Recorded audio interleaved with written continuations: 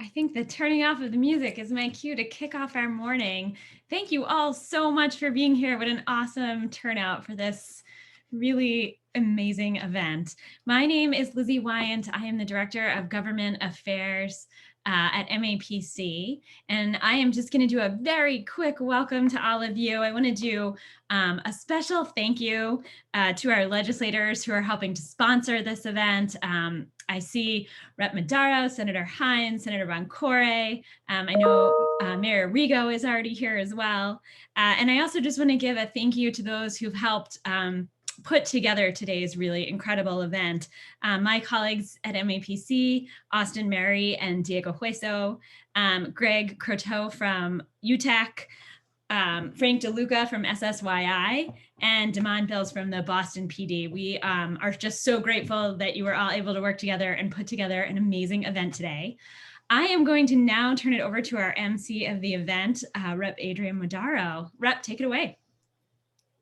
Good morning, everyone. Lizzie, thank you so much to you and your team at MAPC for bringing us together once again for Community Safety Day on the Hill, or in this case, on Zoom. But hey, we all got to adjust with the times. And, normally we would be in Nurses Hall and the hall would be packed and the energy would be infectious.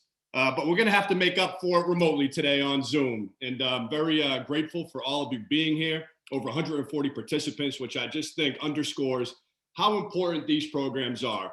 We're here today to support and advocate for two critical programs in the Commonwealth: the Shannon Community Safety Initiative and the Safe and Successful Youth Initiative, otherwise known as SSYI. And the goal is simple, but absolutely crucial to our communities, and that's reducing youth violence in Massachusetts. Really done by combating gang violence through targeted programs of intervention and prevention. And when I mentioned the infectious energy that we would be feeling right now, I know we'd be going through a list and hearing organizations yell things out like UTEC and ROCA and Worcester Youth Center, Revere PAL, the YMCA, the Boys and Girls Club, United Way, Teen Empowerment, Catholic Charities, and so many more. Thank you all for being here today, but more importantly, thank you all for the work that you do each and every day in our communities on the ground, working with youth. And I also want to recognize our law enforcement partners, because of course, the work wouldn't be possible without willing partners in law enforcement who come to the table and see the value in partnership with community, in partnership with social programs, and in partnership with young people to prevent poor outcomes in our community. So thank you to all our law enforcement representatives who are here today. I also just want to quickly recognize some colleagues. This event always draws the attention of a number of reps and senators, and I'm grateful for their being here today. I see Rep. Capano, Rep. Keefe, Mayor Arrigo, Rep. Fiola, Rep. Giannino, Rep. Tucker, Rep. Howard, Senator Timothy, and Senator Rush. Senator Boncore is here, and you'll hear from him a little bit later, as well as Senator Hines, Rep. Oliveira, Senator Crichton, Rep. Cabral, Rep. Consalvo, Rep. Tyler. And folks, there's 150 people, so I'm sure I missed some of you, but I will get to my colleagues who I missed a little bit later. But without further ado, I want us to turn right over to our first guest speaker, the Mayor of Revere, who's a dear friend of mine. I'm the state representative from East Boston. I forgot to mention that earlier. And Revere is directly next door. Mayor Arrigo is someone who is a firm believer in the value of these programs. He has consistently supported the Shannon Grant and SSYI over the years in his time as mayor, and very grateful for his support of the programs and for him being here today. So without further ado, look forward to hearing from Mayor Arrigo. Thank you, Rep. Good morning, everyone, and thank you for the kind introduction. I've been on a lot of Zoom calls over the last year, and I have to say that the energy that Rep. Madaro brings to a Zoom call is like none other that I've ever seen. We have to bring this kind of energy to our MAPC meetings for sure. But while we can't be together in person as we have in the past, I'm glad to see that so many of you have joined us to recognize Community Safety Day on the Hill or on Zoom, as Rep. Madaro reminded us. It's been a long and challenging year.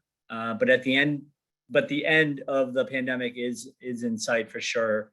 And with continued vigilance, I know that we'll be able to come together in person and advocate for the programs and services that contribute to safer and healthier communities.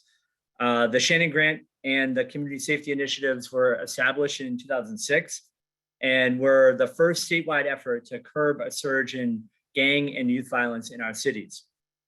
Funding regional strategies to combat violence and substance abuse, the Shannon programs have brought the Commonwealth toward a more holistic understanding of engagement strategies that can prevent young people from becoming gang members.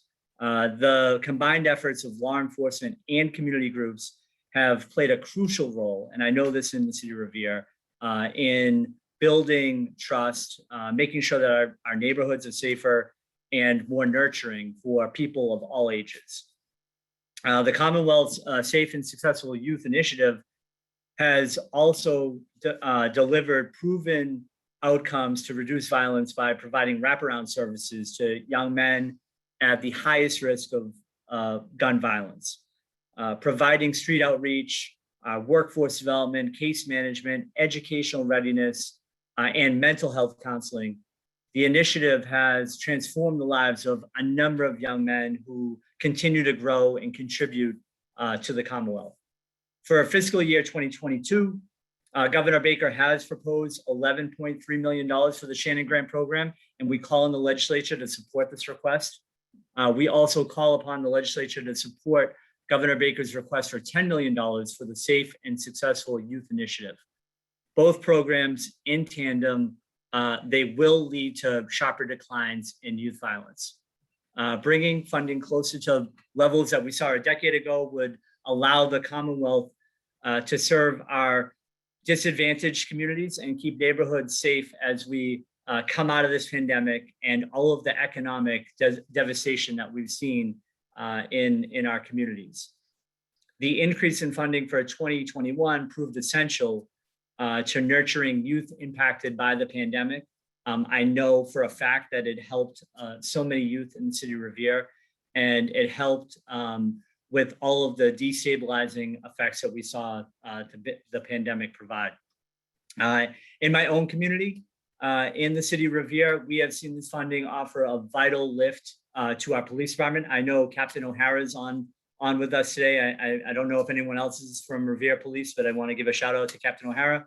Our Police Activities League, we've also partnered up with CAPIC, who all provide incredible work to build bridges between young people and our police department while offering workforce development and personal advancement for our youth.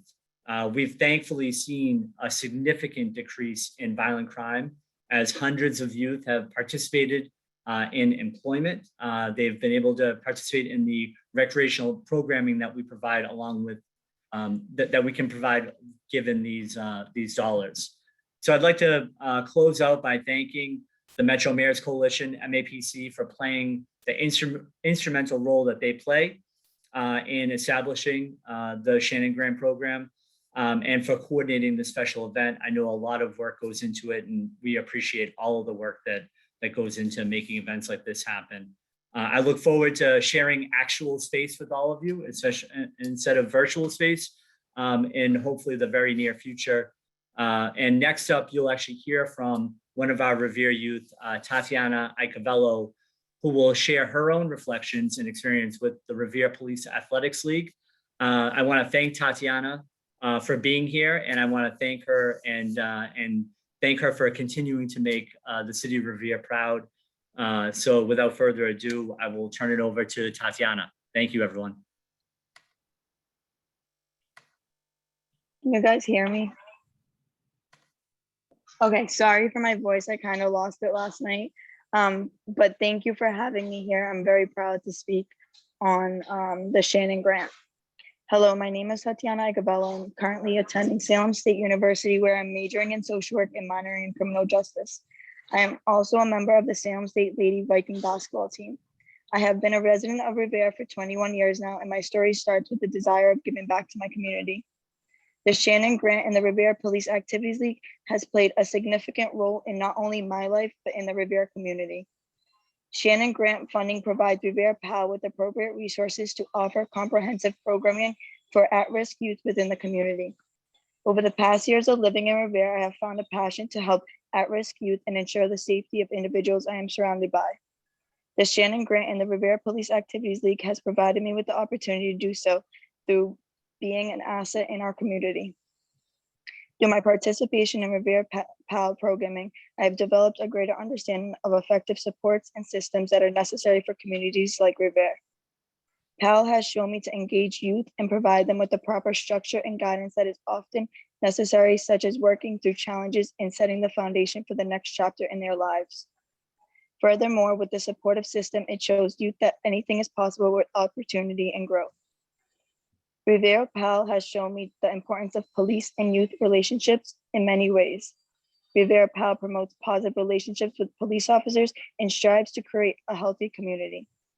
Moreover, creating a relationship with our local police officers and young youth allow individuals to be open-minded, understanding, and gives our community an opportunity for growth and change. As a city, we value the importance of connection with our residents. Through a comprehensive approach, Revere PAL has not only prepared me to manage and organize my academic responsibilities, but also assisted me to develop my basketball skills to be an NCAA female athlete. PAL has taught me to perceive the significance of connectivity with police officers in our community.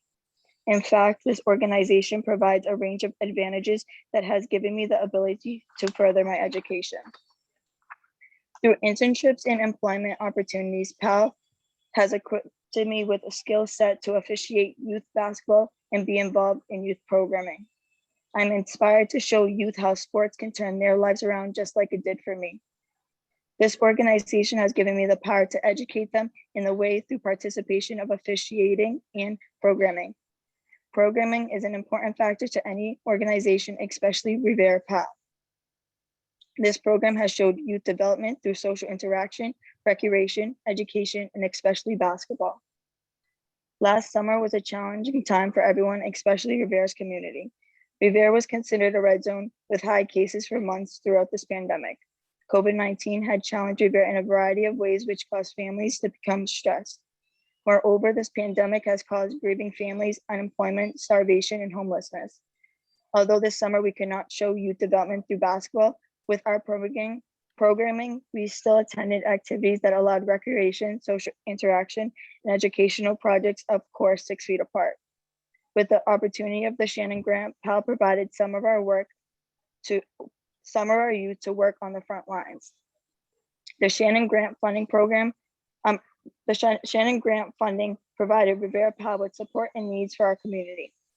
With the importance of programming going forward, it will be indeedly high.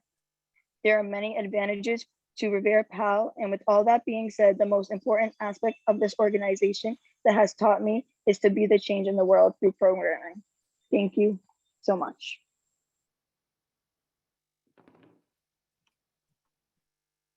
Tatyana, wonderful job. Thank you so much for having the courage to share your story. Honestly, my favorite part, and I think I speak for many who attend this event yearly, is to hear directly from the youth who benefit from these programs. Because at the end of the day, when we're advocating for these programs at the State House, or like you heard from Mayor Arrigo at the city level, we need to understand that impact on the ground. And Tatyana, I think you highlighted it perfectly, and congratulations on all your success. I want to just recognize some other colleagues who've joined us. We have Senator O'Connor, Representative Sabadoza, Representatives Lipper Garabedian, Rep. Day, Rep. Kushmerek, Rep. Donato, Rep. Duffy, Rep. LaBeouf, Rep. Farley Bouvier, Rep. Ferguson, Rep. Owens, Rep. Alugardo, Rep. Robertson, Senator Montigny, Rep. Kerens, Senator Velas, Rep. Golden, Rep. Miranda, and Rep. Chan are all here today. And once again, folks, I want to just emphasize the fact that so many reps and senators or staff from their offices are here today highlights just how important and impactful these programs are in our communities. So thank you all to my colleagues for being here today. Next, we're going to hear from Terence Reedy, EOP's Undersecretary of Law Enforcement and Criminal Justice. Thank you so much, Mr. Undersecretary, for being here. Thank you, Representative. I appreciate the opportunity to talk to you all this morning. My name is Terence Reedy. I'm the Undersecretary for Law Enforcement at the Executive Office of Public Safety and Security. I previously served as the chief of the AG's Major Crimes Division in the Attorney General's office. And prior to that, for 17 years, I was a gang prosecutor in Suffolk County and in Worcester County. And one thing that I learned as a public safety professional is working with law enforcement across the state is that people and communities are both better off when we prevent crimes and prevent violence than prosecute it. For 15 years, the Shannon Community Safety Initiative has been one of Massachusetts' most powerful tools toward violence prevention. Administered through EOP's Office of Grants and Research, the Shannon grants support regional strategies that are coordinated, multidisciplinary, and most importantly, effective. Over the past 5 years, Shannon sites have seen an average decline of 45% in arrests for serious assaults by teens and young adults, and a decline of nearly 60% in arrests for robberies in the same age group. The Shannon grants reflect money wisely spent, and the numbers prove it. This year's Shannon grants delivered nearly $10 million in funding to municipalities and research partners. But grants alone don't do the important work of youth outreach, intervention, and development, or provide meaningful assistance with education and employment. For that, we need dedicated partners. And like the folks joining us today, I want to thank the MAPC, the Metro Mayors Coalition, and the Metro Mayors Community Safety Initiative for putting those funds to work to deliver safe, healthy, meaningful opportunities to at-risk, proven risk, and high-risk youth. No single agency can end youth violence alone, but working as partners across disciplines and jurisdictions, we can make meaningful change to young adults' lives. And that's some of the most important work that we can do in government. And I'm grateful for this opportunity to talk to you. I want to bring up one topic that and just recognize someone that I was so disappointed to read in the newspaper a couple of weeks ago that the Dorchester Youth Collaborative was closing its doors. And a person I met literally my first week working as a prosecutor in Dorchester District Court was Emmett Foger. And I'm sure Emmett's known to many people on this call. He has served a generation of at-risk youth in the Fields Corner area of Dorchester and being the director of the Dorchester Youth Collaborative. And unfortunately, in these times of COVID, we're seeing more and more of these valuable institutions go under. And I just wanted to take a minute to just recognize the over 40 years that Emmett Foger put in for dealing with at-risk youth, when sometimes there was funding and sometimes there was not funding. And Emmett put his energy and his efforts into that. And he was an amazing person. And he is a huge loss to Dorchester and Suffolk County. I also want to recognize Kevin Stanton and his team at Grants and Research. They do a tremendous job overseeing the Shannon grants and the SSYI grants. And without his hard efforts and his team's hard efforts, a lot of these programs wouldn't be getting the funding that they're going to be getting. I'd like to conclude with some messages of optimism, because I know coming out, it's been a really tough year. I remember being when we had this gathering together at the State House a year ago. The pandemic's been tough on everybody, but our youth have been disconnected from school, disconnected from their friends, disconnected from some of the support networks that are all representative on this call. And I think we all in law enforcement and our community partners have a concern of what the spring and the summer is going to bring with potential violence, and seeing what happened in 2020 with some of the gun violence and murders going up. If it wasn't for the people on this call and the great and valuable work that's being put together by Shannon grant participants and SSYI participants, the numbers would be even worse. So hopefully we can stem that trend and that violence and work together and really bring these young kids back into connection where they've been missing school and missing their friends and missing some of the outreach that we couldn't do during COVID. So I want to thank you all. This is such a huge program. I know it personally from being a prosecutor, how valuable it is to kids and their families.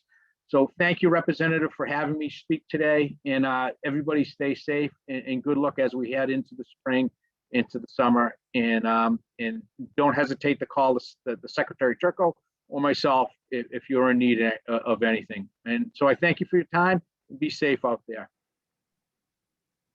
Undersecretary Reedy, thank you so much for your consistent support of this program and through you to the administration. I think one of the beautiful things about these initiatives is the fact that they have tremendous support from the legislature, as well as the executive branch, as well as from the community, as we could see from all who are on the call today. So thank you for being here.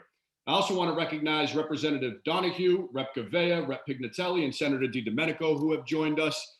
And without further ado, next up from the Baker administration, I'd like to welcome Catherine Mick, who is from the Executive Office of Health and Human Services and serves as the Undersecretary of Human Services.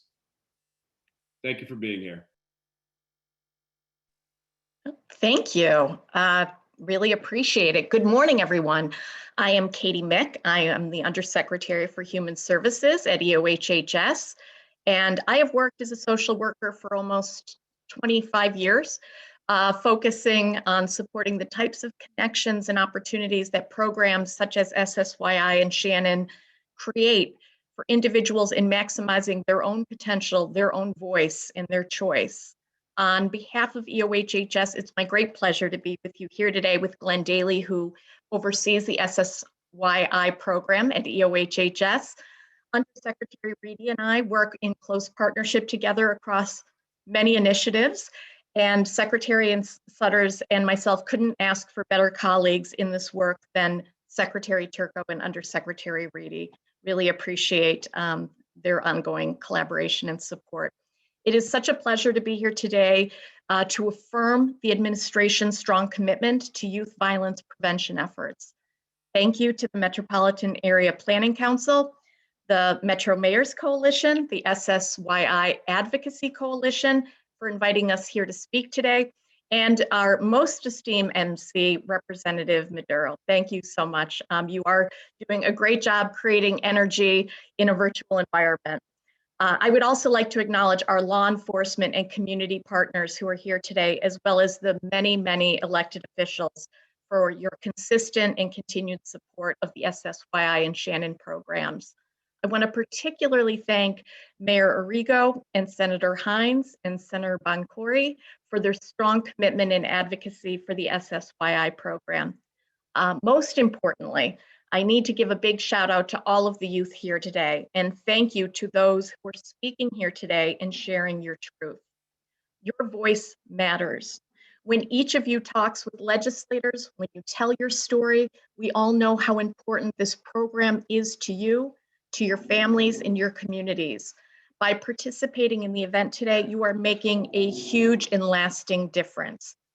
This year, the governor is requesting $10 million for SSYI, which is a 66% increase from where we started in FY16. And we join you in asking that this critical program be funded by the legislature. SSYI is now serving over 1,700 youth in 14 cities.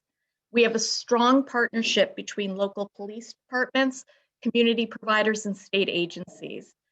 SSYI identifies youth who are at the highest risk for violence and victimization. And by providing outreach, education, and employment services, SSYI offers youth a chance to redirect your lives. A little over a year ago, at the beginning of March, we all convened together in person for this event. And as I said before, and others have noted, the energy was amazing. I don't think any of us anticipated the year that would be ahead of us. I am so proud to be together again this year, although virtually, to share in this energy and to celebrate and advocate for this work. Like all community-based programs in the state, SSYI had to be agile and completely redesign how services were delivered during the pandemic. SSYI youth and staff stepped up right away, big time.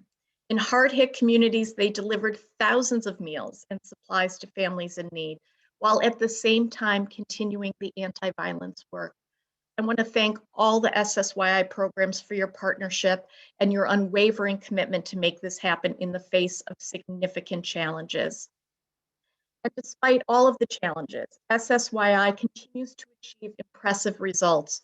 We witness that in the voices of the youth who are here today. It has also been validated through independent evaluation of the program, which has found cities with SSYI funding saw significant decreases in annual violent offensives and annual violent crime victimizations. Clients who enrolled in SSYI had 36% fewer violent offenses and 50% fewer weapon-related offenses, as compared to young men identified for the program who were never enrolled.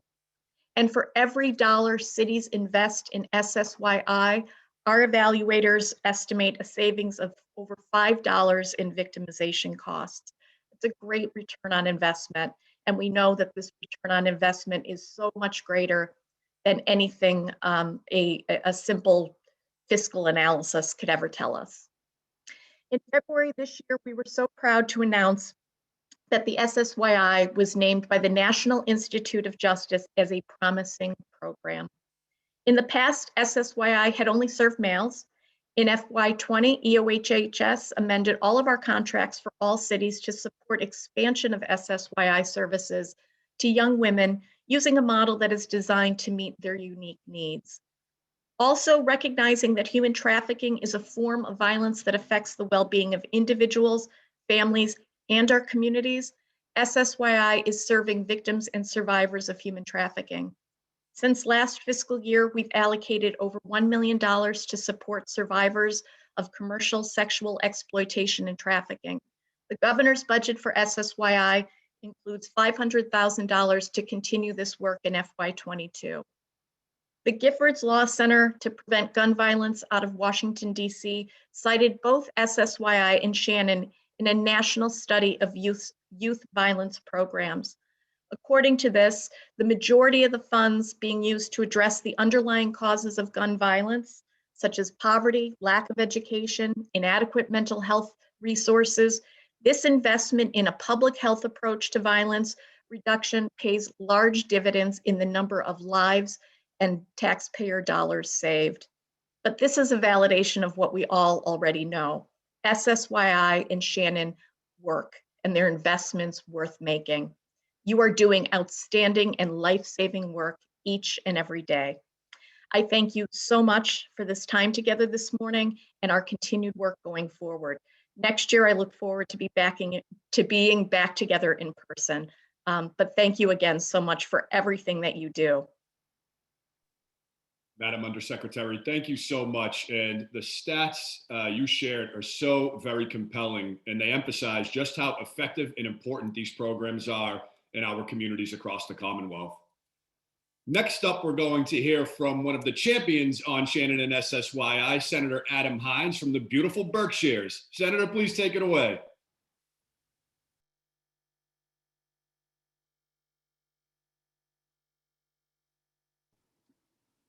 Told me I couldn't unmute myself. How you doing, Representative? You're the one-man hype machine, and we appreciate it when we can't be all together. I love it. I love it. Look, I'll start by saying 7 years ago, I left Pittsfield and I drove across the state and joined this event in the State House. And it wasn't because I was a state senator. It was because I was the director of a Shannon Grant SSYI program in Pittsfield. And we had just started up that year. And this was the first time I was coming together in the State House with all of you. And man, oh man, was the solidarity and the unity palpable. And it still is to this day. The sense that we kind of know what's going on. It's like this brotherhood, sisterhood thing where, okay, we get it. We gotta stand up together. We need to lock arms together. We know what that program's going through because we're having a challenge over here. We know what those kids are going because we just dealt with that last week. And it's a feeling that I know we all share, and it's a feeling that I still have now that we're fighting for budgets and making sure that you have the resources you have. And even later that summer, we had a shooting and a violent incident that kind of shook the city a bit. And guess what? People were mobilized. The community wanted to do something, and it was the Shannon Grant program that stood up and created a mentoring program. And that program is still going strong today. And it led to hiring outreach workers and doing much more case management and assisting with getting summer jobs and creating these connections around the city. And it's an amazing program. So I got to see it firsthand and be a part of trying to design it based on what the other programs are doing around the Commonwealth. And so this is an event I don't miss. I love what you all are doing. I love you guys. It's these times when we have to be there and say, all right, especially when we're going through something like a pandemic, where we have to double down on our programming. We have to double down on our outreach. We have to really kind of dig in. And I feel like, we should be doubling the budgets too. And so let's keep up that fight. Happy to be a champion, proud to be a champion. And thanks for everyone to coming together and figuring out a way to keep this going, even in times like this. So love you all, and let's keep it going. Senator, thank you for your remarks, and more importantly, for your staunch support and advocacy for these programs. Next, we were going to hear from an SYI youth participant from the Worcester Youth Center. But of course, as you all know, school has, in parts across the state, it has returned to in-person learning. So that young person will not be able to join us today, but I know he or she is here in spirit, and we wish them the best in school. I do just want to recognize some other colleagues who have joined. Rep. Uterhoven, Rep. Kilcoyne, and Senator Brady are here. Thank you so much for joining. And, folks, thus far, we have heard from legislators. We've heard from the administration. We've heard from Tatyana, a program participant in the Revere Police Activities League. And next, we're going to hear from another critical piece of the puzzle, and that's our law enforcement community. So without further ado, I'd like to welcome Devin Mcgoldrick from the Boston Police Department, Bureau of Field Services. He is the superintendent there. Thank you, Superintendent, and welcome.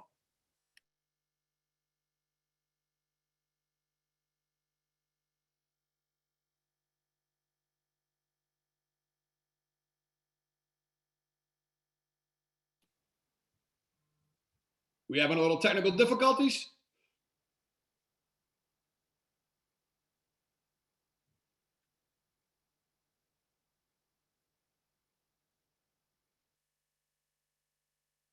I'm not sure if Superintendent Mcgoldrick is on the Zoom. Lizzie or anyone from MAPC, do you see him on here? Hello, do you have me now? Hello? We hear you. All right, I'm live. Hello, Great. Superintendent. Please take it away, and thank you for being here. All right. So good morning. Thanks for having me on here, and thank you to the elected officials and community leaders and the Executive Office of Public Safety Leadership, along with the local police personnel. I appreciate the opportunity to share the Boston police perspective, and more importantly, to listen to some of the community perspectives on the important issues of community safety and youth violence prevention.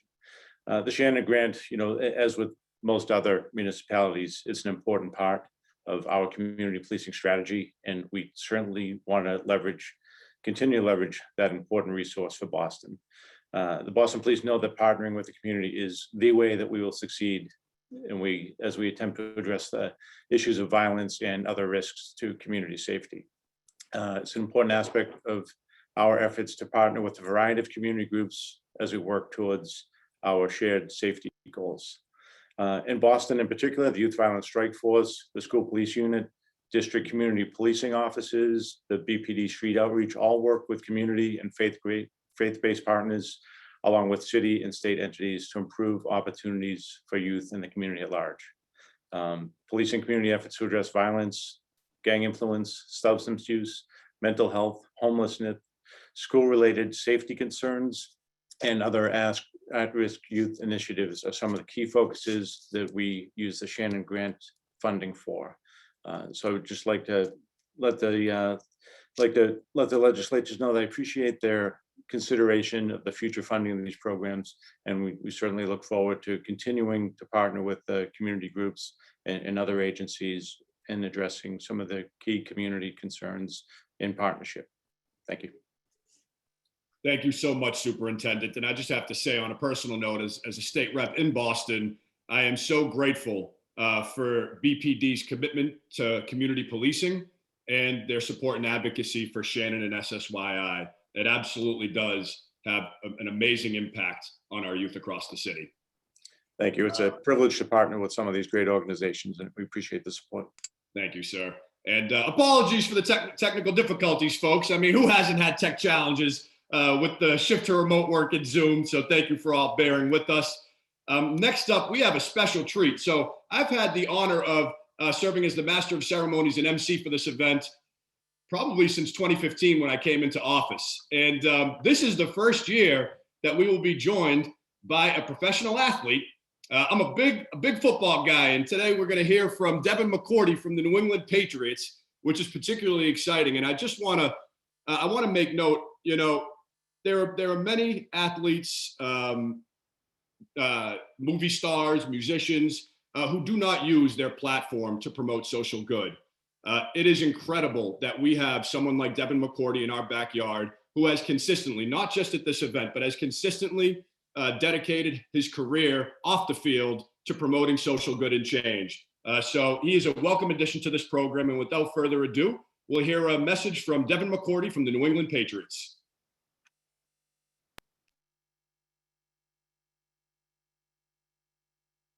Hello, everybody. I'm Devin McCourty of the New England Patriots, and I just want to say thanks for letting me address you guys today, the Massachusetts Legislature, program participants, community programs, and all the administration people from the Shannon and the SSYI programs. And, you know, I think first and foremost, I'm here because I've seen the effect of programs like this. I know I can come on here and give you a ton of stats and tell you what % of people and young people are getting arrested. I can tell you how it's decreased with these programs. I can tell you how often now kids have other ways to show how smart they are, their passions. But I'd rather just tell you exactly about my experiences. I think, you know, for me, this is going on my 12th year being in the New England area and playing for the New England Patriots. And I often have had time to venture outside of Gillette and venture to different organizations and programs and had the opportunity to be around the youth of Massachusetts and be around the different grassroots programs and the people who have dedicated their life to helping some of these young kids find their way. And I've seen over the years when you can give a kid an idea, a plan, you can give them resources, they have a chance to change their life, change the trajectory of their life and their family's life. And I think that's what we see. There's so much youth violence throughout Massachusetts. And sometimes that comes from kids not having an outlet, not having somewhere to go where they feel like they can accomplish all their dreams and goals. And I think myself, just like everyone watching this video, we would love to see kids from Massachusetts achieve great goals, no matter where they're from, no matter how much money their parents make, no matter if they have both their parents in the home. We just want to see kids succeed. And I think these programs give kids an opportunity to have a level playing field. It gives some kids a second chance at making a mistake the first time. And I think these are the type of programs that we need. We have an opportunity to bridge gaps. We have an opportunity for the youth in different communities. Over 27 communities are affected by youth violence, and these programs are in these communities helping. And I think the bridge is these programs, these two programs give us opportunity to link the youth that are committing some of the violence in the area and bridge them together with police officers and start to have that community policing and having those community bonds that make a world of difference that we've seen throughout our country today. So I would really encourage you guys to please support, call and lend your support to these two programs. Don't stop the funding. I think we realize how important it is to stop youth violence and give our youth an opportunity to be great. And that comes from this funding. So I really encourage you guys to go out and try to make a difference and help keep these programs running and making a difference and largely impacting some youth. These two programs someday can change someone's life, and you guys have the opportunity to do that today. So please get it done. Thank you.